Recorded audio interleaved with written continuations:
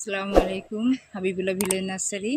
আমি যে বলছিলাম যেগুলো প্রস্তুত করার জন্য মাটি রেডি হয়নি, তার জন্য এই মাটিগুলো এই যে ছাদে আমি শুকিয়ে নিয়েছি। হালকা লিকুইড সব কিছু মিশানো আছে, গোবর সার আর আছে জৈব সার আর মাটি, এইগুলো দিয়ে মিশিয়ে রেখেছি। এইগুলো আপনাদেরকে নিয়ে এই যে বিসলিতে যেটা বলছিলাম, এটা এখনও মাটি প্রস্তুত হয়নি বলে দেওয়া হয়নি। বিসলি দিয়ে এটা নিচে একটা দিয়েছি আমি, আইসক্রিমের কাগজ থাকে সেই ওটা তলায় দিয়ে, তাই এগুলো দিয়েছি। তো এগুলোতে আমি এখন প্রস্তুত করব।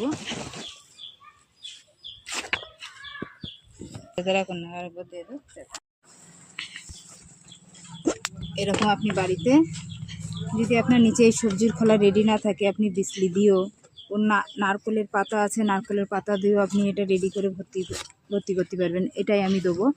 বিটকপি, ওলকপি দানা নিয়ে এসেছি, তাই এতে প্রস্তুত করে এতে বীজ আমি তৈরি করে তারপর রোপণ করবো। আসসালামাইকুম, হাবিবুল্লাহ ভিলেজ নার্সারি। আজকে আমি নিয়ে এসেছি বাজার থেকে 5 টাকার ওলকপি বীজ। এই 5 টাকার ওলকপির বীজ কতটা আমাদেরকে সবজি দেবে আপনি বুঝতেই পারছেন না। আপনি এরম বাজার থেকে ওলকপির সব থেকে চারা আনার থেকে বীজ আনা বেটার। কেন? বীজ থেকে পুরো সুরক্ষা ভালো হয়, কোনোটা যে মরবে বাঁচবে কোনোটা না।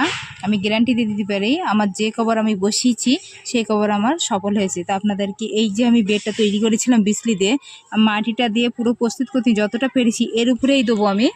দিয়ে এই বীজটা বার করে আমি এর থেকে তুলেও অন্য জায়গায় হাফ টপে ধরো বসিয়ে দিলে বড় বড় ওলকপি হবে। তা আপনি এটা ছাড়া এইভাবে বসিয়ে দেবেন। দিয়ে পুরোটা বীজ বার হয়ে যাবে, একটু ঘন ঘন হবে, তার থেকে তুলে আপনি দিতে পারবেন। যখন বাজার থেকে কিনতে গেলে অনেক টাকারই দাম,